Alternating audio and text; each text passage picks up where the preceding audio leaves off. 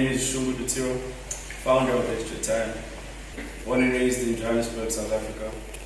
And I would describe myself as a multifaceted individual, a trailblazer and a visionary.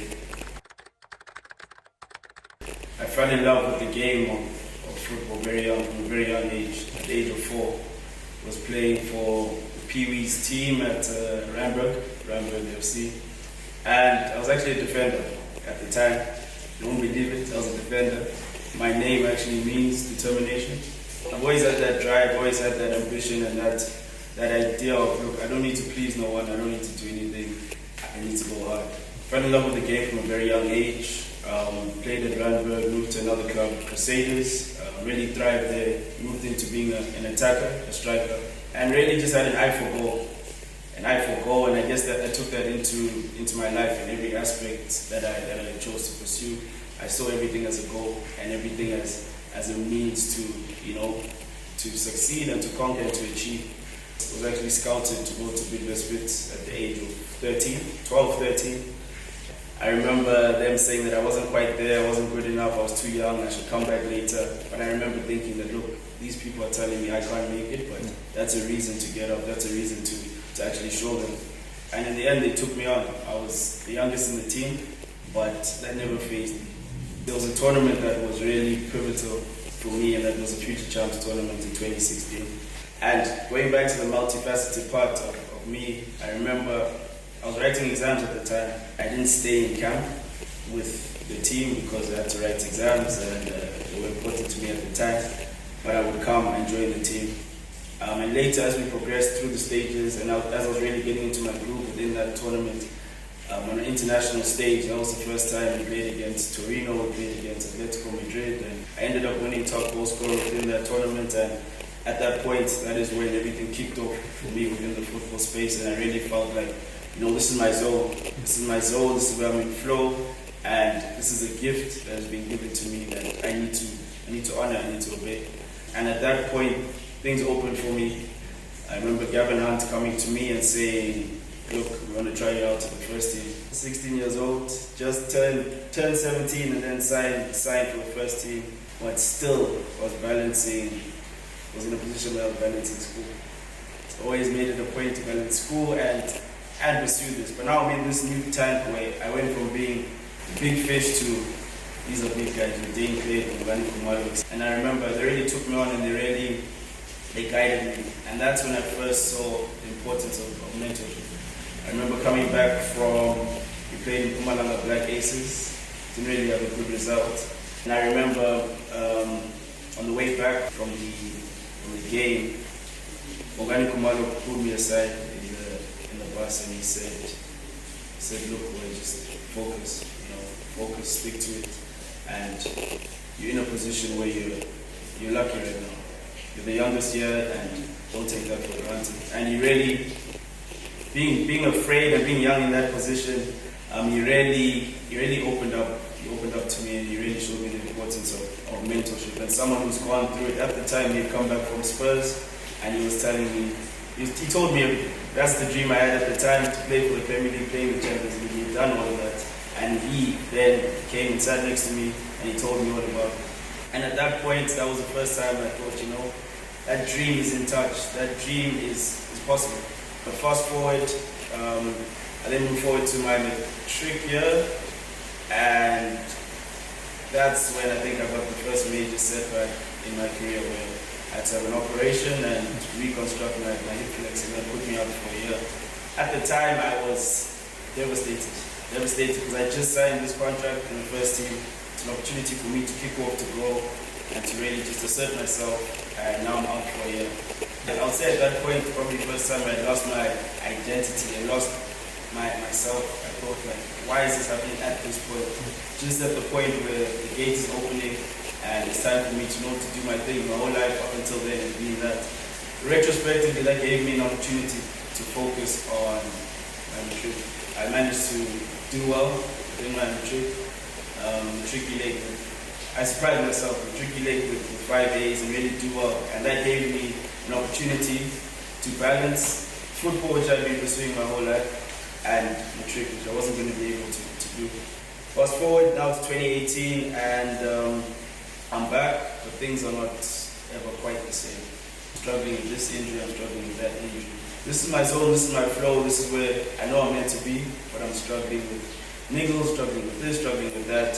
Fortunately then, I was selected for under 20, we were going to under 20 SA camp. We played against Mozambique, we played them home and away, and I remember being on that camp and not being able to play. And being devastated at the time, like, look, you selected, this is your time to shine, this is your time to do that. But, God had a different plan for me. Fast forward, then now I move forward, I'm at Sundowns once again, not really getting any traction, not really coming into who I thought I would be and who I know I was destined to be. And at that point, once again, that was a major identity, that was a major challenge that I struggled with now, because now I felt like I was losing myself, because for all my life until then I had attached my identity, as young players would and as young people do, you attach your identity to what you get validation from, what you're good at, what you seek, what the world knows you for. And going through that period then, I remember now I'm on the side, wherever I'm going, people asking me, Shungu this, Shungu football, Shungu that, and I'm like, guys, that was then now a moment for me to, reframe, recreate myself, and realize, look, I'm more than football. I've been gifted with so many different talents, and everybody in this world is gifted with so many different talents. Football as a young person and as a young player was the genius that I have, because I see it as the talent is a genius that you have, and I had a genius within that game. That genius is made to be used and to apply made to be used and shared with the world for impact. And at that transition phase, I then realized that, look, I've lived through a testimony, and this is something to be proud of. And I believe other people need to see that light. Other people, young people pursuing a craft need to see and realize that their identity is beyond who they are. Their identity is beyond what they do. And their identity is who they are. Their value is eternal. Football wasn't new to me. I have family that played football and whatsoever, so grew up around sports. But my first sports, by the way, was karate. I did karate until I was 10. Transitioning from karate, I fell in love with football. Yeah, it came to me naturally, I think around 9 and 10 years old. So I started playing, moved into an academy. Then I realized that I always had the push. I had the will to always wanting to become better, and I think that's what kept me and gave me the career I had.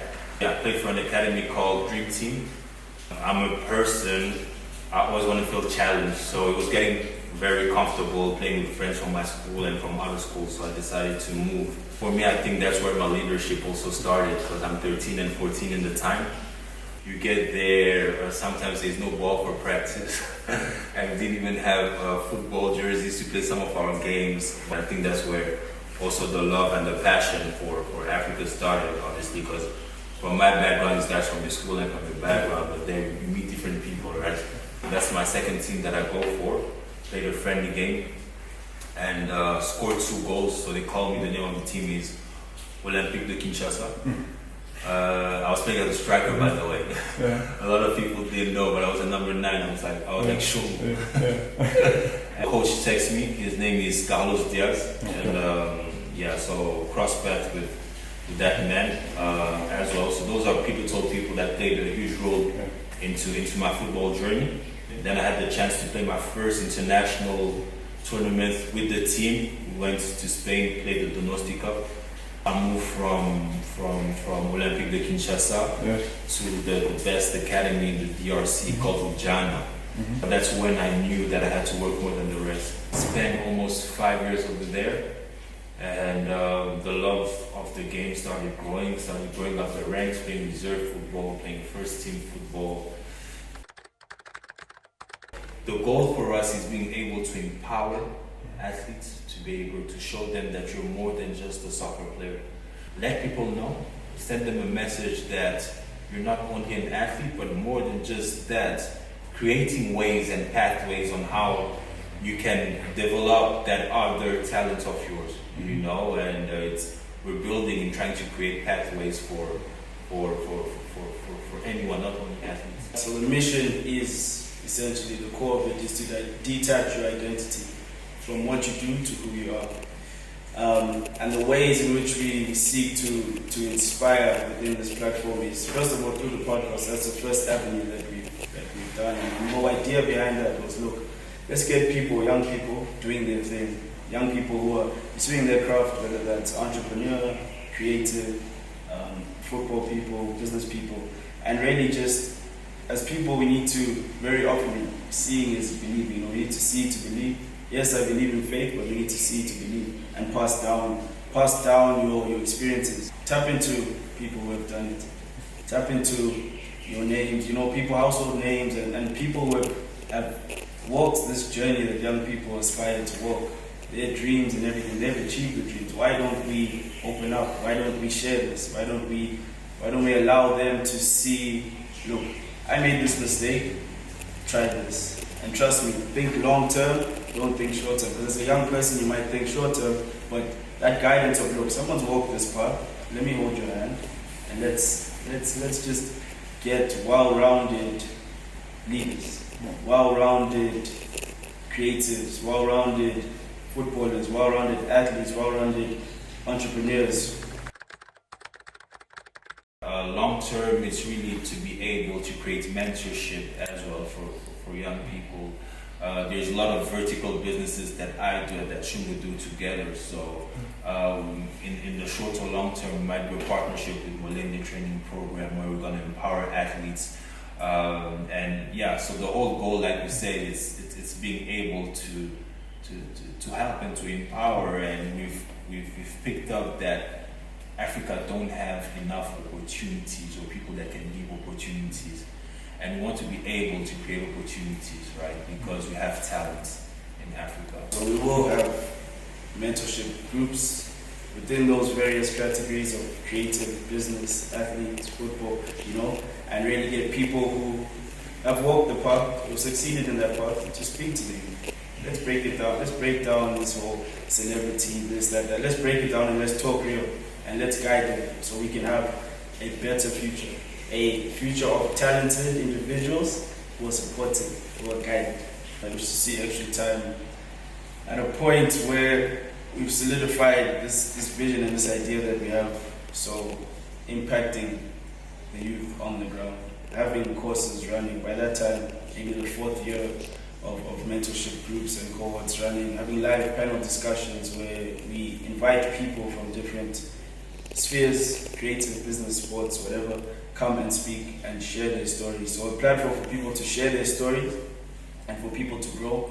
We also see it as a connect of investors, corporates, businesses, brands to sponsor and to help young people. So whether that's an Adidas, whether that's a Nedbank or a Sangam or whatever, to come and to help and to invest and to really just invest, because I see it as seeds. Young talented people are seeds. So really just feeding into those seeds, watering those seeds, providing opportunities for them to grow, providing scholarships for them to grow, whether that's if it's within football, providing opportunities to go overseas, trials, because talent is nothing without opportunities. We need to give them the room, we need to give them the environment for them to grow, for them to thrive, for them to really just be who they are and be more than what they think they are, and see beyond their current circumstances, see beyond what they believe is true, and alongside that, pushing a merchandise line, a fashion line of ExtraTIME, merchandise and garments, as well as media and children's books, to plant the seeds from young. Children need to see that they're light, and they need to be affirmed from when they're young that look, their light is more. Their light, the light that they carry, nothing is more important on this earth, right? If you nurture your light, you nurture your gift, you nurture what you're meant to do, you can then, positively impact the world, and you can then positively affect people around. So now, imagine a generation where everybody sees that light. Everybody knows that the light is nothing more important than the light within them. I believe that generation and that idea, that utopia or that possibility would really just lead us to a point where we have well-rounded leaders and well-rounded talent. Interesting.